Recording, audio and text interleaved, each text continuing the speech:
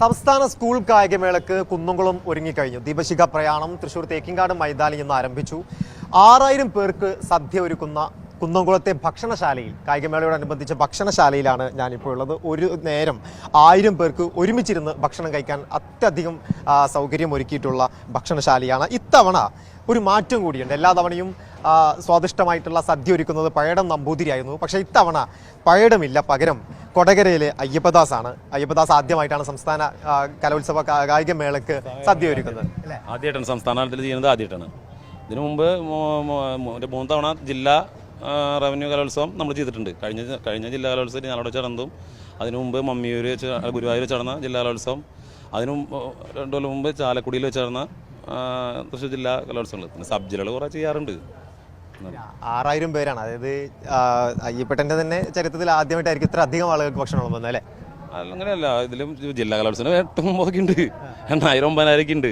പിന്നെ നമ്മൾ പല കൂട്ടിരുന്നാളും അങ്ങനെയുള്ള കാര്യങ്ങൾക്കൊക്കെ അതൊക്കെ ഇതിനേക്കാൾ കൂടുതലുണ്ട്. പക്ഷെ അത് റെഗുലറായിട്ടില്ല, ഒരു ദിവസമൊക്കെ തന്നെയാണ്. 15000 16,000 പേർക്കൊക്കെ പോട്ടയിലും ഒക്കെ പല കൂട്ടിരുന്നാൾക്കൊക്കെ നമ്മൾ ചെയ്തിട്ടുണ്ട്.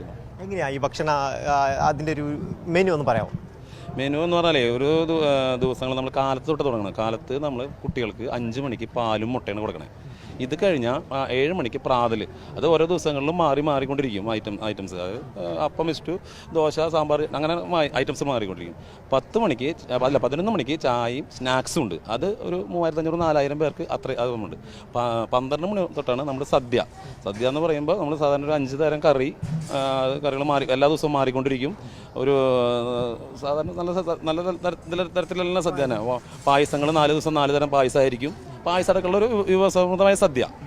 ഇത് കഴിഞ്ഞാൽ ഒരു 3:30 ആകുമ്പോൾ വീണ്ടും ചായയും കടിയുണ്ട്, ചായയും സ്നാക്സും. 4 ജില്ലയിൽ നിന്നുള്ള ടീമുകളുണ്ട്. ഒപ്പം 15ാമത്തെ ഒരു ടീമായിട്ടാണ് അയ്യപ്പേട്ടൻ്റെ ടീം വർക്ക് ചെയ്യുന്നത്. എത്ര ആളുകളുണ്ട് അയ്യപ്പേട്ടനൊപ്പം? 40 ആളുണ്ട്. 40 ആളോളം ഇവിടെ ഉണ്ട്.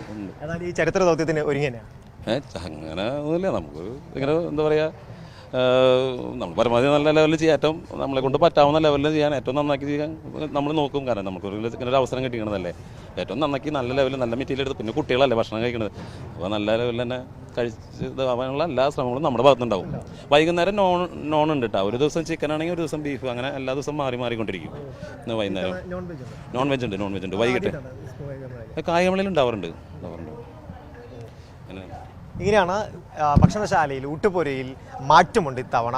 നോൺ വെജ് വിഭവങ്ങളുണ്ട് എന്ന് പറയുന്നു. മാത്രമല്ല, പഴയടം നമ്പൂതിരിയായിരുന്നു ഇതുവരെ ഇത്തരത്തിൽ ഭക്ഷണം വിളമ്പിയിരുന്നത്. പക്ഷേ ഇന്ന് രാവിലെ മനോരമ ന്യൂസിനോടും അദ്ദേഹം പറഞ്ഞത് ഇനി ഇത്തരത്തിൽ ടെൻഡർ എടുക്കില്ല എന്നുള്ളതാണ്. അതിൻ്റെ അദ്ദേഹം ഇല്ലാത്ത ആദ്യ കായികമേള കൂടിയാണ് ഇപ്പോൾ നടന്നുകൊണ്ടിരിക്കുന്നത്. കുന്നംകുളത്ത് അയ്യപ്പദാസ്, കൊടകരയിലുള്ള അയ്യപ്പദാസാണ് ഇത്തവണ കുട്ടികൾക്ക്, അതോടൊപ്പം കായിക പ്രേമികൾക്ക് ഭക്ഷണം വിളമ്പുന്നത്. കുന്നംകുളത്ത് നിന്ന് ഷഫീഖ് ഇളയോടത്ത്, മനോരമ ന്യൂസ്.